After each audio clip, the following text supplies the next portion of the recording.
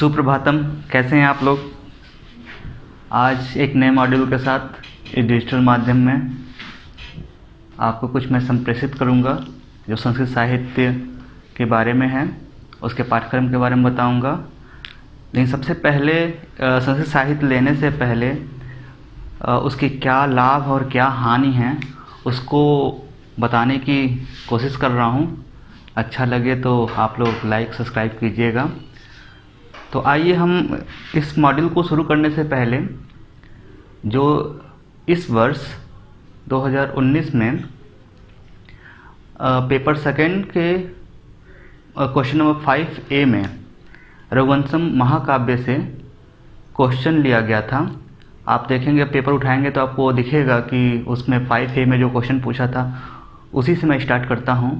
महाकवि कालिदास द्वारा रचित ये श्लोक है, यहाँ लिखा हुआ है बोर्ड पे। वागार्था विसंप्रीतो वागार्था प्रतिपत्ते जगतः पीतरो वंदे पार्वती परमेश्वरो।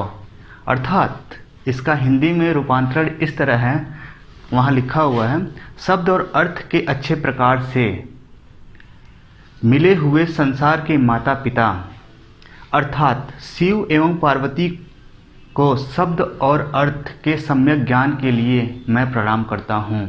अर्थात कहने का तात्पर्य ये है कि जो महाकवि कालिदास हैं, जब वो कुमार संभवम महाकाव्य जो है उसे लिख लिए थे, रचित कर लिए थे, तो उसके बाद जब मेघदूत पर आए और रघुवंशम पर आए, तो रघुवंशम लिखने से पहले सबसे पहले यही श्लोक लिखे और उसमें अपने इष्ट देव यानी जो सृष्टि निर्माण करने वाले देवी देवता हैं अर्थात शिव और पार्वती जी, इनको नमस्कार किए कि मेरे बोली और अर्थ में कोई गड़बड़ी हो जाती है तो उसे आप क्षमा कीजिएगा। तो इसको जो अच्छे से ट्रैकल किया होगा इस क्वेश्चन को उसे 10 नंबर मिला होगा, अगर इस तरह का लिखा होगा। नोट्स में सारा ऐसे ही बताया गया है। तो चलिए अब आगे आते हैं, बात करते हैं कि संस्कृत साहित्य क्यों लें। और ये सबसे अलग हो जाता है जीएस के पेपर में। यदि आप हिस्ट्री ज्योग्राफी लेते हैं तो उनको कहीं न कहीं डायरेक्ट रूप से आप पेपर फर्स्ट में जीएस के फर्स्ट पेपर में पढ़ सकते हो, यानी कि प्रीलिम्स एग्जामिनेशन में भी उसका काफ़ी ज़्यादा इम्पोर्टेंस रहता है डायरेक्ट वे में देखा जाए। बट संस्कृत साहित्य लेने से आदमी डरता है कि मैं अगर पढ़ना स्टार्ट करता हूँ संस्कृत साहित्य तो कहीं न कहीं मेरा जीएस कमज़ोर हो जाएगा। तो कुछ हद तक उन लोगों को बातों को टाला नहीं जा सकता है, लेकिन ये भी नहीं है कि इसके पढ़ने पर काफ़ी निगेटिविटी है कि जीएस मेरा कमज़ोर हो जाएगा। ये ऐसा कुछ नहीं है, क्योंकि आधा तो हिस्ट्री के पार्ट जो आप हिस्ट्री में पढ़ते हो उससे ही रिलेशन इसका हो जाता है। दर्शन शास्त्र कुछ पार्ट इसमें आ जाता है, क्वेश्चन नंबर 7 और 6 को देखेंगे वो आ जाता है। तो कहीं न कहीं इसका इनडायरेक्ट वे में काफ़ी ज़्यादा पैचअप है हर जगह। तो आप अगर श्लोक अच्छे से याद कर लेते हैं तो कहीं न कहीं ये आपको काफ़ी ज़्यादा एडवांटेज दे सकता है। तो आइए हम शुरू करते हैं कि जो दिग्भ्रम है कि क्या संस्कृत साहित्य लेके पढ़ें या ना पढ़ें, क्या है क्या नहीं है। तो सबसे पहले तो हम बता दें कि हमेशा ये सोचा जाता है कि संस्कृत साहित्य से जो पास आउट हैं, यानी कि जो मान लीजिए इंटर पास करने के बाद यदि वो BA और MA में संस्कृत लिए हैं, क्या वही लोग केवल पढ़ते हैं? तो IAS में ऐसा कोई बाउंडेशन नहीं है। आपको बस बैचलर डिग्री होना चाहिए आपके पास, यानी BA हो MA हो, कोई सा भी बैचलर डिग्री है आपके पास तो होना चाहिए, ठीक है। तो आप किसी स्ट्रीम से हैं आप ले सकते हैं। तो इसमें क्या है कि क्या वो टॉपर ही होते हैं जो IAS का पेपर निकालते हैं? ऐसा नहीं है। इसमें देखेंगे आप कि मेधावी छात्रों द्वारा लिया जाना ऐसा नहीं है। इसमें एक ऑन एवरेज स्टूडेंट भी ले सकता है। और इसमें विगत वर्षों में देखा गया है कि जो नॉन संस्कृत के स्टूडेंट रहे हैं, मतलब कि जिनका संस्कृत का बैकग्राउंड नहीं रहा है, वो लोग कुछ अच्छा ही कर जाते हैं। क्योंकि कहा जाता है ना कि जिसका कोरा दिमाग रहता है उसको बहुत जल्दी समझ में आता है। तो वही बात होती है। आप देखोगे तो आप 10 साल का रिजल्ट उठा के देख लो तो कहीं न कहीं ऐसा लगता है कि संस्कृत के स्टूडेंटों का भी परफॉर्मेंस काफ़ी अच्छा रहता है। बट वो जीएस को संभाल लें तो उनको कोई नहीं रोक सकता IAS बनने से। जीएस थोड़ा सा अब अप्रोच सही सेट करना पड़ता है उन लोगों को। लेकिन और स्ट्रीम वालों का ये रहता है कि केवल संस्कृत को ही फोकस करना रहता है, क्योंकि वो कभी नहीं पढ़े रहते हैं, तो उनको डर ज़्यादा लगा रहता है कि कहीं इसमें फेल ना हो जाएं। इसलिए वो अगर शिद्दत से लग जाते हैं, दचित होकर लग जाते हैं, एकाग्र रहते हैं, तो डेफिनेटली अच्छा नंबर मिलता है उनको। आइए हम बात कर लेते हैं पाठ्यक्रम में 2000 के पहले तक क्या था। इसमें काफ़ी अच्छा नंबर मिलता था। साहित्य का एक तो भाग है, 400 प्लस के आसपास नंबर आता था। लेकिन बाद में क्या हुआ, 2000 के बाद ये सिलेबस काफ़ी चेंज हो गया। अब यहाँ पे नंबर पाना काफ़ी ही जटिलता का काम हो गया। यदि आप पॉइंट टू पॉइंट मार्क करके नहीं चलेंगे तो कहीं ना कहीं आपके नंबर कटने की मैक्सिमम प्रोबेबिलिटी रहती है। अभी तक 300 प्लस लाना कठिन नहीं है, लेकिन इसमें कहीं न कहीं आपको फोकस होके इसे पढ़ना पड़ेगा। तो यदि फोकस रहते हैं तो 300 प्लस, 325, 320 ऐसे जा सकते हैं। ये बात, इसकी तो हमने बात कर ही ली है। अब क्या है कि क्या ये संस्कृत जो पेपर होता है पूरा संस्कृत में ही लिखना है, ये सबसे बड़ा भ्रम रहता है। ऐसा नहीं है कि पूरा पेपर आपको संस्कृत में ही लिखना है। इसमें कुछ सेलेक्टेड पॉइंट है, जैसे कि यूपीएससी का आप जब पेपर उठाओगे तो आपको दिखता है कि क्वेश्चन नंबर 1-5 आपको करना ही करना है, उसे आप छोड़ नहीं सकते। यानी कि ये जो यूपीएससी का मैं पेपर के बारे में डिस्कस करूँगा, बट उसके पहले बता देता हूँ कि मान लीजिए क्वेश्चन नंबर 1 एंड 5 यहाँ लिख देते हैं। ये पार्ट ए का भाग है, ये पार्ट बी का भाग है, पार्ट ए है और पार्ट बी है। तो अब यहाँ देख सकते हैं ये वाला क्वेश्चन करना है, ये वाला क्वेश्चन करना है। इसको आप किसी भी हालत में छोड़ नहीं सकते। ये छोड़ेंगे और उसकी रेफरेंस में कोई दूसरा क्वेश्चन करेंगे तो आपका नंबर कट जाएगा। तो इसको अगर आप पेपर फर्स्ट की बात कर लें तो ये व्याकरण वाला होता है क्वेश्चन नंबर फर्स्ट, और पार्ट बी का क्वेश्चन नंबर 5 ऐसे होता है, यानी निबंध जिसे बोलते हैं। तो ये है।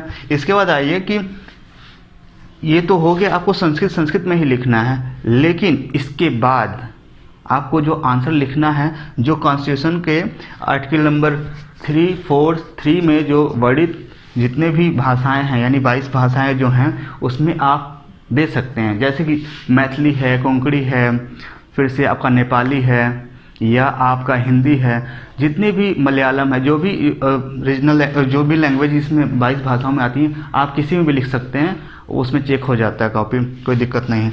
अब सबसे बड़ी बात है कि यहाँ पर ये क्या एमए और बीए वाले ही लोग संस्कृत साहित्य पढ़ते हैं? तो ऐसा नहीं है। अगर शिद्दत से पढ़ा जाए तो देखा जा रहा है कि आजकल ये वाले टर्म वाले जो लोग हैं कुछ ज़्यादा ही ले रहे हैं, और ये वाले भी। क्योंकि सबसे बड़ी बात है इसमें सिलेबस काफ़ी छोटा होता है, तो इसको रिवीजन करना काफ़ी आसान होता है। और यदि आप माइक्रो नोट्स अपना बनाए हैं, मार्केट के भरोसे नहीं रहे हैं, कोचिंग पे ज़्यादा डिपेंडेंट नहीं रहे हैं, तो कहीं ना कहीं आप कम समय में काफ़ी अच्छा आउटपुट गेन कर सकते हैं। अब आइए, इसका सबसे मुद्दे वाला पार्ट ये है आपका संस्कृत भाषा वाक्य निर्माण का मुख्य भाग क्या है, कि क्या हमको पूरा पेपर जो है अनुवाद करते ही रहना है? कैसे अनुवाद करें? ग्रामर तो हमें आती नहीं है, क्या करें? तो इसमें ये है कि इसमें पूरा ऐसा नहीं कि एक पूरा जटिल श्लोक दे दिया गया और आप उसको कहीं न कहीं पूरे श्लोक को संस्कृत में व्याख्या किए जा रहे हैं। ऐसा नहीं, कुछ कुछ पार्ट में करना रहता है। और ये बात है कि इसमें आप 10-12 पन्नों पर प्रैक्टिस कर लेते हैं अनुवाद कैसे बन रहा है। जैसे कि महाकाव्य के बारे में पूछ दिया, खंडकाव्य के बारे में पूछ दिया, तो उसके बारे में आपको हिंदी में जानकारी है और उस पर आपने प्रैक्टिस किया हुआ है कि संस्कृत में कैसे लिखा जाए, तो वाक्यों का निर्माण करना आपको आना चाहिए। तो ये कहीं ना कहीं आपको बेनिफिशियल की हो जाता है। लेकिन यदि जो शास्त्री हैं, जो आचार्य हैं, इन लोगों को बीए वालों को शास्त्री बोला जाता है और एमए वालों को आचार्य बोला जाता है। ये लोग काफ़ी एकाग्रचित होकर पढ़ के आए रहते हैं, इन लोग को काफ़ी अच्छे से ये सब मालूम रहता है। ये कोई सा भी ऑप्शन लेने से पहले उसके 10 ईयर पेपर को अच्छे से सॉल्व करके देखिए। यदि सॉल्व नहीं होता है तो उसे क्वेश्चन के पैटर्न को देखिए, कौन सा क्वेश्चन कहाँ पर आ रहा है। वैसे तो यूपीएससी के एग्जामिनेशन में बोला जाता है कि नंबर ऑफ क्वेश्चन रिपीट नहीं करते हैं, बट संस्कृत के साथ थोड़ा सा रिवर्स है कि इसमें आप देखेंगे कि 10 साल के पेपर को एनालिसिस करेंगे तो कहीं ना कहीं आपको क्वेश्चन का रिपीटेशन काफ़ी ज़्यादा मिल जाता है। तो 10 साल के पेपर को देखने के लिए आपको नेट का माध्यम ही लेना पड़ेगा, क्योंकि यदि आप रिमोट एरिया में हैं या दिल्ली में भी हैं तो कहीं न कहीं इसका जाएंगे सिलेबस लेने, चाहे 10 ईयर का क्वेश्चन पेपर लेने, तो आपको नहीं मिलता है, आपको काफ़ी मशक्क़त करना पड़ता है। जैसे कि दिल्ली में है तो चौखंबा स्तंभ जा सकते हैं, और पुरानी दिल्ली में पड़ता है, वहाँ पे मिलने की संभावनाएं प्रबल होती हैं। बट और जगह मुखर्जी नगर में भी दुकान से दुकान घूमते रहेंगे तो हो सकता है मिल जाए, बट जल्दी मिलता नहीं है। और नेट पे है, नेट पे आप सर्च कर सकते हो। तो कोई सा भी ऑप्शन लेने से पहले आप उसके 10 ईयर के पेपर को एक बार देख लो सरसरी निगाहों से। अब आइए यहाँ पे, जैसे कि इसमें मैंने जो ये रीजनल लैंग्वेज बताया, जितने भी कॉन्स्टिट्यूशन में भाषाएं वर्णित हैं उसमें लिखने के लिए, तो यदि आप मान लीजिए संस्कृत साहित्य के स्टूडेंट हैं और आप सारी चीज़ हिंदी में लिख के चले आए, जैसे कि जो अनिवार्य क्वेश्चन हैं 1 और 5 वो संस्कृत में लिखे, लेकिन और जितने भी क्वेश्चन हैं उसको आप हिंदी में लिख के आ रहे हैं और आप सोच रहे हैं कि हमने तो सारा क्वेश्चन अटेम्प्ट किया लेकिन हमारा नंबर क्यों कम आ रहा है। तो कहीं न कहीं इसमें ये है कि आप हिंदी में लिखो, कोई दिक्कत नहीं, यदि संस्कृत में चल जाए तो भी आप कोटेशन डाल सकते हो, लेकिन यदि आप उसमें कुछ इस तरह का पैटर्न अपनाओगे, जैसे मान लीजिए आप निबंध लिख रहे हैं, उसमें क्वेश्चन नंबर पेपर फर्स्ट के क्वेश्चन नंबर 5 में 5 निबंध आता है लिखने के लिए, वो 10 मार्क्स का रहता है आपका। तो उसमें आप मैपिंग के थ्रू थोड़ा डाल सकते हो। उसमें 150, इसमें शब्द सीमा, सबसे बड़ी बात इस सब्जेक्ट की शब्द सीमा लिमिट है कि आपको 150 क्वेश्चन करने 150 शब्द लिखने हैं तो 150 ही शब्द लिखने हैं, ऐसा नहीं कि आप 200-250 बढ़ा दीजिए तो गड़बड़ हो जाएगा। तो पूरे जो हिंदी वाले टर्म्स हैं, जो क्वेश्चन आप ट्रेकल आउट कर रहे हो, तो उसमें आप मैपिंग करके दिखा दो। जैसे कि मैपिंग आप कहाँ कर सकते हो, जैसे मुद्रा राक्षस की एक कहानी है, चाहे स्वप्नवास वदतम है जो कि भाष्य की रचना है, कवि भाष्य की रचना है वो, तो उसमें उदयन और वासुदत्ता की लव स्टोरी बताई गई है। बट आप वहाँ बताओ कि उदयन जो है कहाँ का निवासी है, कहाँ का रहने, वत्सराज क्षेत्र जो है वहाँ का था। फिर से उज्जैनी की जो अवंती क्षेत्र है वहाँ की वो वासुदत्ता रहती है। तो ग्राफिकल रिप्रेजेंटेशन आप करके बता सकते हैं वहाँ पे, तो थोड़ा सा अलग टर्म व्यू दिखने लगता है कि हाँ भाई कुछ इसने अलग किया है, वो विजुलाइज होने लगता है जो टीचर कॉपी चेक करते हैं। इसमें भी मान लीजिए कि धर्म है, पुरुषार्थ है, ये सब करके है, तो उसे मान लीजिए 6 उसमें चार बात करें पुरुषार्थ में, काम है, मोक्ष है, ये सब करके है, तो उसको आप ट्रेंगल ये चतुर्भुज टाइप में कॉर्नर दिखा दिया। मतलब ये कहने का तात्पर्य ये है कि आप उसको कैसे सजाते हो। सजाने के कई टर्म्स है, ओम लिख दिया, उस पर ओम के साइड में ऐसे बना दिया। फिर से आपका यहाँ पे स्वास्तिक है। तो थोड़ा सा ये बस एक कोशिश है कि आप कैसे कम शब्दों में अपनी चीज़ों को अच्छे से एक्सप्लेन कर सकें, ठीक है। हाँ, तो अब आइए, ये रणनीति हो गई 10 साल के पेपर को आप कैसे ट्रैकल आउट करते हैं। अब आइए, इसमें कहा जाता है कि आप इसमें क्या है, संस्कृत साहित्य लेने से पहले यदि आप लेना चाहते हैं तो इसमें शब्द रूप, धातु रूप, व्याकरण का बहुत अच्छा आपको अप्रोच सेट करना पड़ेगा। यानी कि यदि आप मैक्सिमम नहीं लिखेंगे तो आपकी कलम वहाँ चल भी नहीं पाएगी एग्जाम हॉल में। आपको यही कोई टीचर जो पढ़ाता है वो बोलता ही है कि आप मैक्सिमम लिखें, चाहे किसी सब्जेक्ट की बात कर लें, आप हिस्ट्री की बात करें, ज्योग्राफी, फिलॉसफी की बात कर लें, तो वहाँ पे यदि आप अपना खुद का नोट्स नहीं बनाए हैं तो आपके लिए ये एक जहर के समान हो सकता है, यानी कि घातक हो सकता है। क्योंकि जब तक आपके हाथों की लिखने की फ्लुएंसी तेज़ नहीं होगी, वहाँ आप क्वेश्चन छोड़ के आएंगे अगर नहीं तेज़ लिख पाएंगे तो। इसीलिए मैक्सिमम लिखना, इसके साथ रटना और समझना बहुत ज़रूरी है। यदि नहीं रटेंगे तो आप उस शब्द रूप, धातु रूप को अच्छे से फिक्स नहीं कर पाएंगे, कहाँ पे कैसे होगा, अस्मत कहाँ लग रहा है, युष्मत कहाँ लग रहा है, कहाँ पे लट लकार है, लोट लकार कहाँ है। तो ये वाला पार्ट यहाँ पर समझना बहुत ज़रूरी होता है। फिर से क्या है कि सबसे बड़ी बात है किस कोचिंग से पढ़ा जाए, क्योंकि आप यदि दिल्ली आते हैं और यदि कोचिंग के बारे में नहीं जानकारी है तो आप घूमते रह जाएंगे। तो आप जिस वहाँ पे पुराने स्टूडेंट से मिलें कि सर ने जो पढ़ाया है क्या वो एक टाइम ड्यूरेशन के अंदर ख़त्म कर दिए हैं कि नहीं। जैसे आप दिल्ली आते हैं तो बोला जाता है कि 3 महीने में आइए कोर्स ख़त्म हो जाएगा, लेकिन जब आप पढ़ना शुरू करते हैं तो वो 3 महीने की जगह 5 महीने 6 महीने हो जाता है, वो भी पूरा सिलेबस कंप्लीट नहीं होता। ये बहुत जगह बहुत कोचिंगों में देखा गया है। तो आप देख लीजिए कि यदि आप जॉब कर रहे हैं तो आपको एनओसी इतना लंबा नहीं मिल सकता है कि आप 6 महीने 1 साल तक आप तैयारी करें अपने फील्ड का। यदि स्टूडेंट है उसके लिए सबसे बड़ी चैलेंजिंग फैक्ट ये हो गई कि पीटी कैसे निकालें, प्रारंभिक परीक्षा कैसे निकले।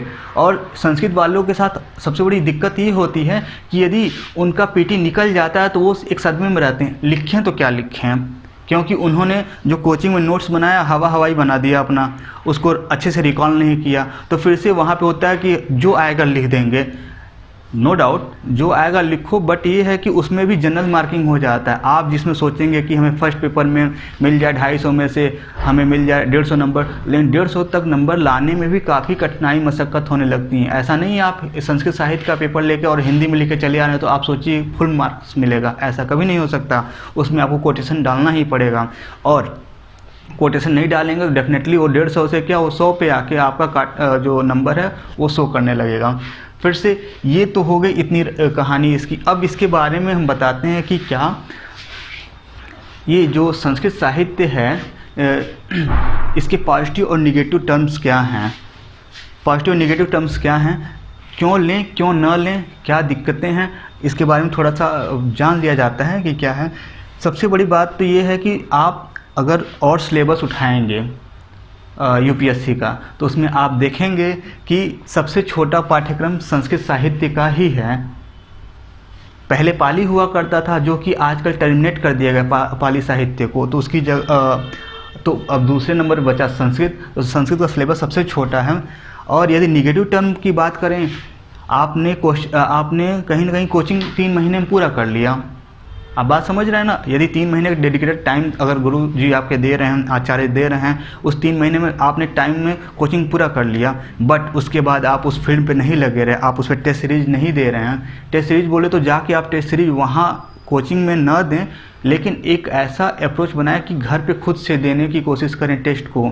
उसमें भी व्याकरण पे ज़्यादा फोकस है। यदि आपका व्याकरण स्ट्रांग होगा, एक तरीके से बैकबोन हो जाता है वो संस्कृत का, व्याकरण सही है तो आप चीज़ों को काफ़ी अच्छे से लिख सकते हैं और अपने बातों को एक्सप्लेन कर सकते हैं। फिर से इसमें क्या होता है, पॉजिटिव टर्म में आ जाएँ तो जो क्वेश्चन रहते हैं काफ़ी रिपीट करते हैं। जैसे कि अभी जो मैंने वो पीछे वागार्था व्यू को बताया वो 2005 में भी आया था, 2002 में भी आया था। तो कहीं ना कहीं इस तरीके से बार बार रिपीटेशन से वो दिख जाता है कि हाँ इस वाले पे अप्रोच अच्छा करेंगे, अच्छा लिख सकते हैं। ठीक है, अब आ जाइए इसमें क्या है। अगर साहित्य पेपर 2 की हम बात करें, जो कि पूरा नाटक, महाकाव्य और खंडकाव्य की कहानी आपको एक बार सही तरीके से शिद्दत से याद हो गया तो कहानी बिल्कुल नहीं भूल, क्योंकि मैक्सिमम तो लव स्टोरी ही है। लव स्टोरी पढ़ने पे किसको भूलता है। तो यदि वो अच्छे से तैयार हो जाता है तो कहीं ना कहीं आप अपने हिसाब से अपना फ्रेम डायग्राम बना सकते हैं। फिर से क्या होता है कि सबसे बड़ी बात है ये सबसे बड़ा इस संस्कृत साहित्य का की फैक्टर है कि एग्ज़ाम टाइम में जो आपको गैप मिलता है, यानी कि मान लीजिए कि गैप काफ़ी कम दिन का मिल रहा है, 1 दिन का मिल रहा है, चाहे 2 दिन का मिल रहा है, तो उसमें आप सेकंड पेपर को अच्छे से ट्रैकल आउट कर सकते हैं, क्योंकि इसमें केवल क्वेश्चन नंबर 5 को ही संस्कृत में लिखना रहता है, वो भी अनिवार्य है।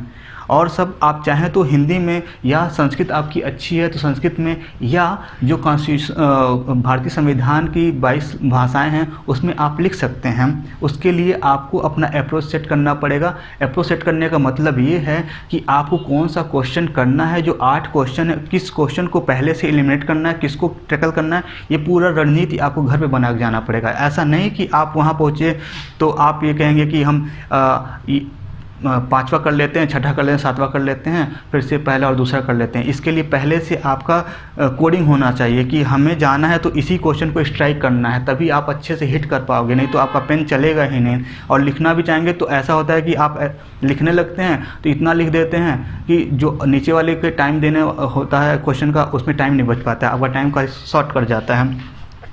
अब याद है कि इसमें यहाँ पे आइए कि जीएस पेपर में अप्रत्यक्ष लाभ, यानी जैसे कि जनरल स्टडी के पेपर होते हैं उसमें संस्कृत आप ले लिए, आप ज्योग्राफी के स्टूडेंट नहीं हैं, हिस्ट्री के स्टूडेंट नहीं हैं, फिलॉसफी के स्टूडेंट नहीं हैं, इन लोगों को पढ़ने कहीं न कहीं जीएस के पेपर में काफ़ी ज़्यादा इफेक्ट मिलता है कि हिस्ट्री आ गया तो उसमें पीटी में भी काम कर दिया और मेंस में भी काम कर दिया। लेकिन संस्कृत साहित्य के साथ ऐसा नहीं है, आप ऐसा नहीं कर सकते कि संस्कृत पढ़े आप पीटी में भी आपको बहुत अच्छा लाभ मिल गया।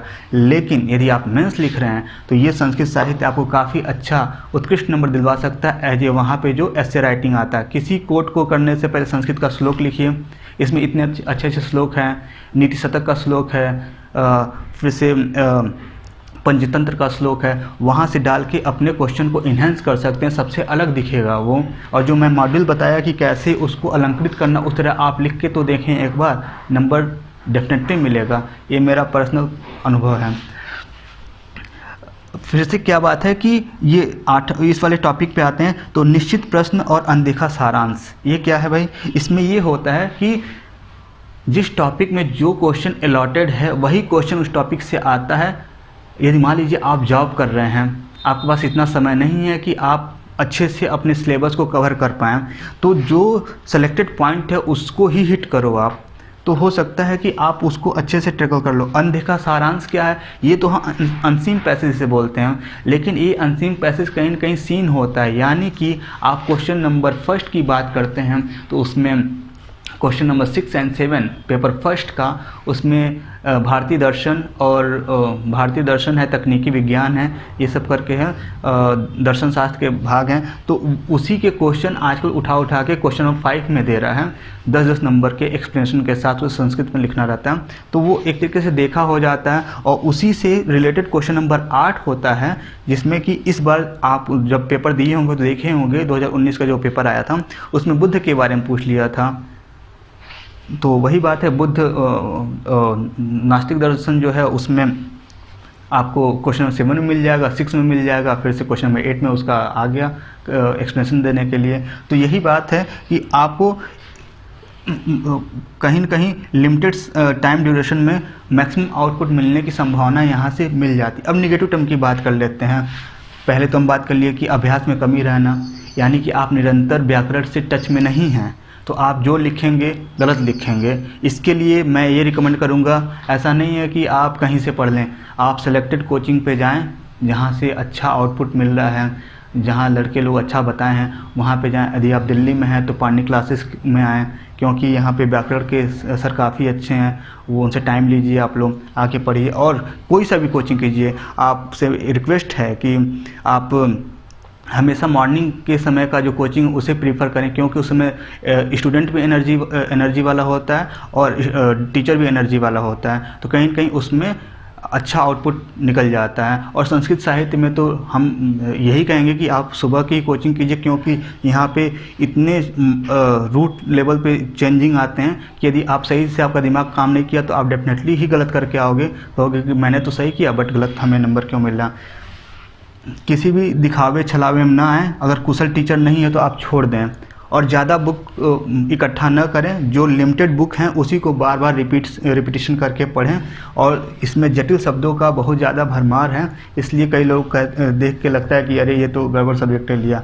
सबसे बड़ी बात है इसमें निगेटिव टर्म में हम बात करें कि हिंदी वाले चलो कुछ लिख भी ले रहे हैं हिंदी वालों का, क्योंकि वो हिंदी में सोचे अपना और उसको संस्कृत में ट्रांसलेट कर लिए, क्योंकि हिंदी में सोचकर और संस्कृत ट्रांसलेशन करना थोड़ा आसान होता है। बट जो इंग्लिश मीडियम वाले हैं वो कैसे करेंगे? उनके लिए ये 3 स्टेप का हो जाता है। पहले वो इंग्लिश में सोचते हैं अपना कि ऐसे ऐसे होगा, फिर उसको हिंदी में रूपांतरित करते हैं और उसके बाद ट्रांसलेशन करते हैं। ये चीज़ केवल आपके प्रैक्टिस से ही कम हो पाएगा कि आप अगर इंग्लिश मीडियम स्टूडेंट तो हिंदी में सोचो, या आप इंग्लिश में सोचें तो डायरेक्ट संस्कृत में करने का नज़रिया आप अपनाएं। तो थोड़ा सा यहाँ पे इन लोगों को दिक्कत आता है। हमारे भी कई दोस्त रहे हैं तो उनके साथ डिस्कस करने पे ऐसा रहा। और सबसे बड़ी बात है कि आपका नोट्स होना बहुत ज़रूरी है। यदि आप कहीं कोचिंग कर रहे हैं, अपना खुद का माइक्रो नोट्स बनाएं जो कि एग्ज़ाम टाइम में आप विदिन 2 से 3 घंटे में रिकॉल कर सकें। ऐसा नोट्स है, ये नहीं कि मार्केट में गए और उठा लाए। आप जाइए मार्केट, लेकिन उसको पढ़िए और अपना सेलेक्टेड टॉपिक वहाँ उसमें से छांट के अपना खुद का नोट्स बना लीजिए। अब आ जाइए कि सबसे बड़ी बात होती है कि संस्कृत ले तो लिया जाता है, चाहे हिंदी ज्योग्राफी ये सब ले लिया जाता है, लेकिन न ही हिंदी लिख पाया जाता है सही, न ही संस्कृत लिख पाया जाता है। तो ये कहीं ना कहीं ये भी एक रिटर्न शैली है, मतलब लिखने की कला है। यदि आप हिंदी सही लिखेंगे तो हिंदी को देखते देखते संस्कृत भी सही लिखेंगे। तो इसके लिए आप बराबर लिखने की शैली को विकसित करें, तो हो सकता है थोड़ा आपको अच्छा सुधार मिल सके। तो ये एक एनालिसिस था, हो सकता है आपको अच्छा लगा हो। मेरी तरफ से एक कोशिश मात्र ही है, और अच्छा लगे तो इस चैनल को सब्सक्राइब कीजिएगा। और अगली बार मिलते हैं तो पूरा पेपर फर्स्ट और पेपर सेकंड का डिस्कस करेंगे सिलेबस के बारे में। और आप इतना मान लीजिए कि यदि आपका सिलेबस अच्छे से तैयार है, चाहे किसी स्ट्रीम के हों, चाहे कोई सा सब्जेक्ट आप तैयार कर रहे हैं, आपका सिलेबस अच्छे से तैयार है तो आप 10 से 12% तक वहीं स्कोर कर लेते हैं। तो सही से लगे रहिए, पढ़ते रहिए, स्वस्थ रहिए। Okay, thank you.